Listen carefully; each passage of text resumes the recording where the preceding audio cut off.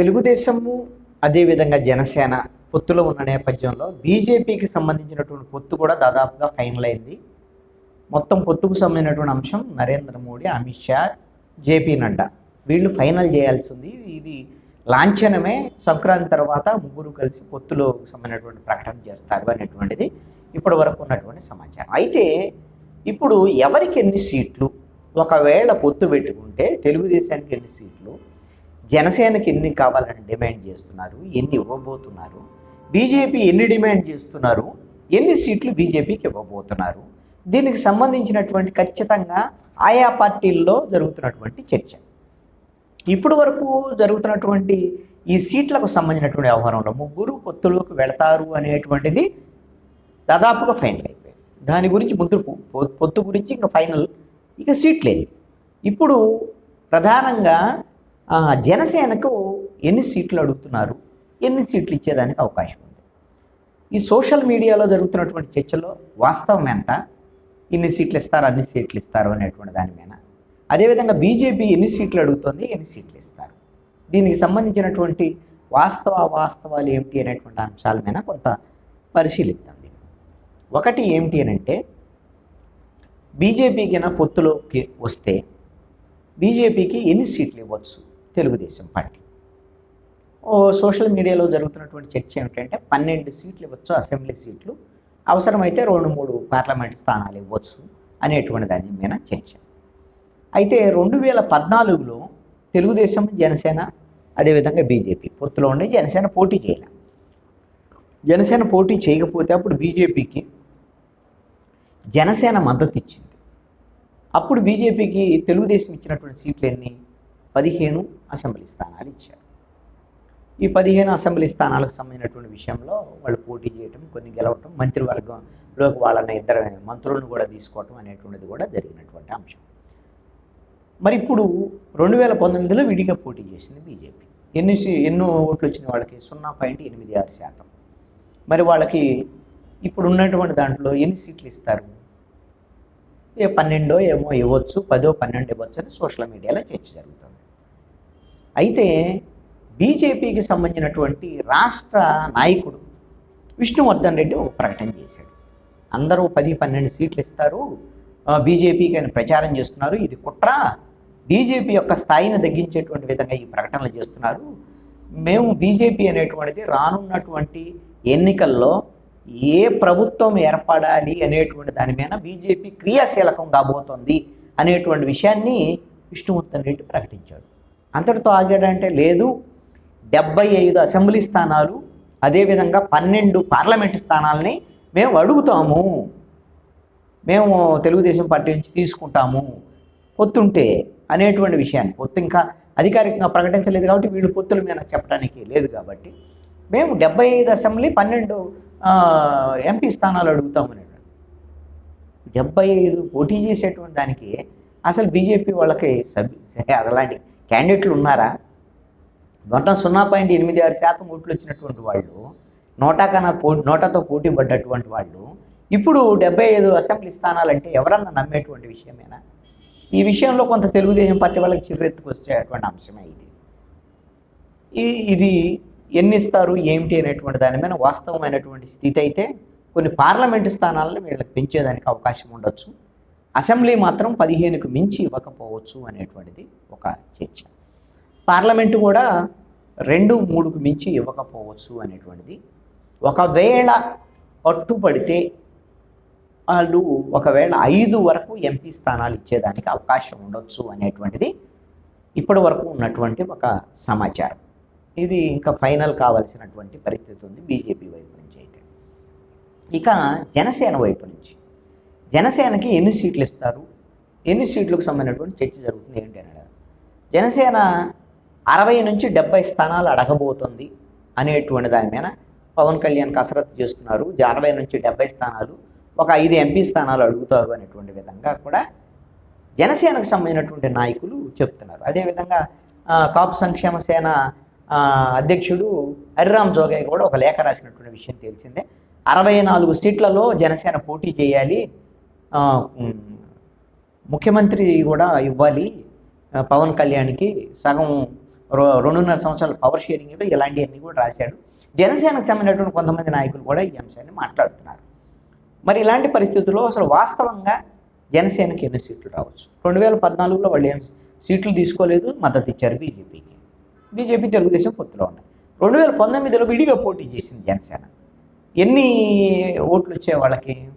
BJP, అదేవిధంగా BSP, BJP విడిగా పోటీ చేసింది, బీఎస్పీ, సిపిఎం, సిపిఐతో కలిసి జనసేన పోటీ చేసింది.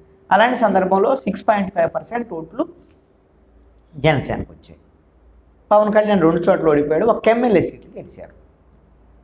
ఇప్పుడు జనసేనకు సంబంధించినటువంటి బలం ఇది 6.5% తక్కువ ఓట్లేం కాదు, మంచి ఓటింగే. ఇప్పుడుకి వచ్చేసరికల్లా జనసేన బలం పెరిగింది. అది 10%, 12% పెరిగింది. అది ఓవరాల్గా స్టేట్ అంతా కాకపోయినా సరే గోదావరి జిల్లాల్లో ఇంకా ఎక్కువ పర్సెంటేజ్ ఆఫ్ ఓట్స్ జనసేనకి. అసలు 20% ఉన్నా ఆశ్చర్యపడాల్సిన పని లేదు జనసేన. అంటే ఓటు అంతా ప్రస్తుతం జనసేన కూడా అది అంతా ఉంటుందా లేదా, లేదంటే ఏదన్నా ఓటు ఎన్నికలు వచ్చేసరికల్లా ఏదన్నా పొత్తుల విషయంలో ఏమన్నా తేడాలు వస్తే పోతాయా లేదు తెలియదు. కానీ ఇప్పుడైతే మాత్రం అంత బలం గోదావరి జిల్లాలో, ఉత్తరాంధ్రలో కూడా ఎంత కొంత బలం ఉన్నటువంటి పరిస్థితి ఉంది, 10% పైన. అదేవిధంగా కృష్ణా, గుంటూరు జిల్లాల్లో కూడా 10% పైన ఉంది. ఇక రాయలసీమ జిల్లాలకు వచ్చేసరికల్లా గ్రేటర్ రాయలసీమ సంబంధించినటువంటి 6 జిల్లాలకు సంబంధించినటువంటి విషయంలో వాళ్ళకి ఎంతో కొంత ఒక 5-6% అన్న ఉండొచ్చు అని ఇది పవన్ కళ్యాణ్ చెప్పినటువంటి మాటలే. కాబట్టి వాళ్ళకి ఎన్ని సీట్లు ఇవ్వచ్చు? 2019 ఎన్నికల్లో తెలుగుదేశం జనసేన పొత్తుకు సంబంధించినటువంటి అంశం ఒక చర్చ, ఏ విధమైన నిర్ణయం జరిగింది, ఎన్ని సీట్లు ఇవ్వాలనుకున్నారు ఏంటి అనేటువంటి విషయాన్ని నాకున్న సమాచారాన్ని చెప్తాను. అప్పుడు కిమిడి కళా వెంకట్రావు తెలుగుదేశం పార్టీ అధ్యక్షుడు, చంద్రబాబు నాయుడు, అదేవిధంగా కిమిడి కళా వెంకట్రావు, పవన్ కళ్యాణ్ ఈ ముగ్గురు కలిసి కూర్చొని మాట్లాడుకున్నటువంటి నేపథ్యంలో జనసేన పార్టీకి 24 అసెంబ్లీ స్థానాలు, ఒక పార్లమెంట్ స్థానం ఇవ్వాలి అనేటువంటి దాని మీద నిర్ణయం జరిగింది అనేటువంటిది. అప్పుడు తీరా చివరికి వచ్చేసరికల్లా జనసేనతో పొత్తు కన్నా కూడా పొత్తు లేకుండా జనసేన విడిగా పోటీ చేస్తేనే కొంత లాభం ఉండేటువంటి అవకాశం ఉంటుంది. ప్రభుత్వ వ్యతిరేక ఓటు కొంత చీలి 2009 తరహాలో అధికార పార్టీకి అప్పుడు కాంగ్రెస్కి ఎలా ఉపయోగమైందో ఇప్పుడు తెలుగుదేశం పార్టీకి కూడా కొంత ఉపయోగమైంది. అందుకని విడిగానే పోటీ చేద్దాంలే అనేటువంటి దాని మీద చివరి నిమిషంలో ప్రకటన చేయటమే తరువాయి అన్నటువంటి విధంగా ఆ సమయంలో ఈ నిర్ణయం తీసుకున్నారు చంద్రబాబు నాయుడు అనేటువంటిది ఒక సమాచారం. మరి ఇప్పుడు 2019లో 24 అసెంబ్లీ స్థానాలు, ఒక పార్లమెంట్ ఇవ్వాలనుకున్నప్పుడు ఇప్పుడు దాదాపుగా డబుల్ అయినటువంటి పరిస్థితుల్లో ఒక 50 స్థానాల వరకు వాళ్ళ బలం పెరిగిందనేటువంటి విషయంలో జనసేన అంటుంది. కానీ తెలుగుదేశం వైపు నుంచి వస్తున్నటువంటి చర్చ అయితే మాత్రం సోషల్ మీడియా 15 ఇస్తారు, 20 ఇస్తారు అనేటువంటి చర్చ జరుగుతుంది. అది వాస్తవం కాదు. నాకున్నటువంటి సమాచారం మేరకు అయితే 30 అసెంబ్లీ స్థానాలు, ఒక 2 పార్లమెంటు స్థానాలు జనసేనకి ఇవ్వచ్చు అనేటువంటి దాని మీద ఉంది. ఈ మరి ఏమిటి ఫైనల్ అవ్వాలి అంటే మీరు ఒకసారి తెలుగుదేశంకి సపోజు ఒక 15 అసెంబ్లీ స్థానాలు బీజేపీకి ఇచ్చి 30 స్థానాలు జనసేనకి ఇస్తే 45 అసెంబ్లీ స్థానాలు పోతాయి. 130 స్థానాల్లో తెలుగుదేశం పోటీ చేయడానికి అవకాశం ఉంటుంది. ఇది ఉన్నటువంటి స్థితి. ఇక పార్లమెంట్ స్థానాలు కొంచెం అటు ఇటుగా షేర్ చేసుకునేదానికి అవకాశం ఉంటుంది. అయితే ఇప్పుడు బీజేపీ అడిగే దాని ప్రకారంగా మాకు 75 సీట్లు కావాలని విష్ణువర్ధన్ రెడ్డి అడిగినట్టుగా, 60 నుంచి 70 కావాలని వాళ్ళ జనసేన అడిగినట్టుగా ఇస్తే 75 బీజేపీకి ఇచ్చి ఒక 65 సపోజు జనసేనకి ఇస్తే ఎన్ని అవుతాయి? 140 వాళ్ళకి పోతే 30 సీట్లు తెలుగుదేశం పోటీ చేస్తా. తెలుగుదేశానికి 40% ఓటింగ్ వచ్చింది, 23 స్థానాలు వచ్చాయి వాళ్ళకి. వాళ్ళేమి తక్కువేం కాదు కదా. 40% ఓట్లు అంటే ఏమి ఆషామాషియా, ఈ క్యాడర్ బేస్డ్ ఉన్నటువంటి పార్టీ.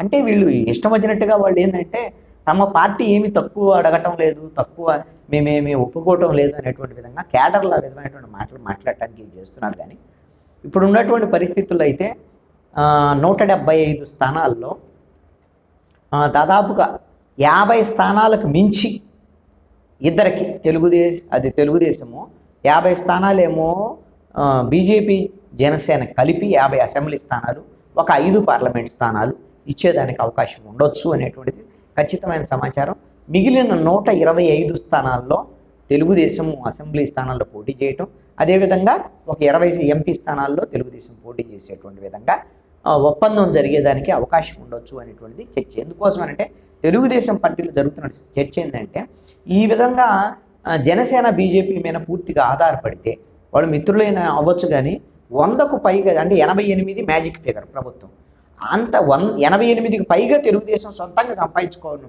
ఉండాలి. ఆ తర్వాత జనసేనకి బీజేపీకి కూడా కొన్ని స్థానాలు వస్తే అదనం ఇదంతా. అంటే 100 స్థానాలు సంపాదించేటువంటి విధంగా మనం ఉండాలి అనేటువంటి దాని మీద, అంతే 125 అన్న పోటీ చేయాలి అనేటువంటి దాని మీద తెలుగుదేశము పార్టీకి సంబంధించిన కీలక నేతల్లో కూడా జరుగుతున్నటువంటి చర్చ. దీన్ని బట్టి సంక్రాంతి తర్వాత సీట్లు ఫైనల్ అవుతాయి. అంటే తెలుగుదేశం జనసేన అయితే సీట్లు ఫైనల్ అయిపోయాయి, మేమిద్దరం మాట్లాడుకున్నాం, మా నాయకులకు కూడా తెలుసని నారా లోకేష్ ఇప్పటికే ప్రకటన చేశాడు. ఇక బీజేపీకి సంబంధించినటువంటి సీట్ల వ్యవహారం ఏంటంటే, సంక్రాంతి తర్వాత పొత్తుకు సంబంధించినటువంటి అంశంలో బీజేపీ కూడా పొత్తు ఫైనల్ అంటే అధికారికమైనటువంటి ప్రకటన చేసిన తర్వాత ముగ్గురుకు సంబంధించినటువంటి సీట్లకు సంబంధించినటువంటి వ్యవహారం ఫైనల్ అయ్యేదానికి అవకాశం ఉంది అనేటువంటిది ఒక స్పష్టమైనటువంటి పరిస్థితి.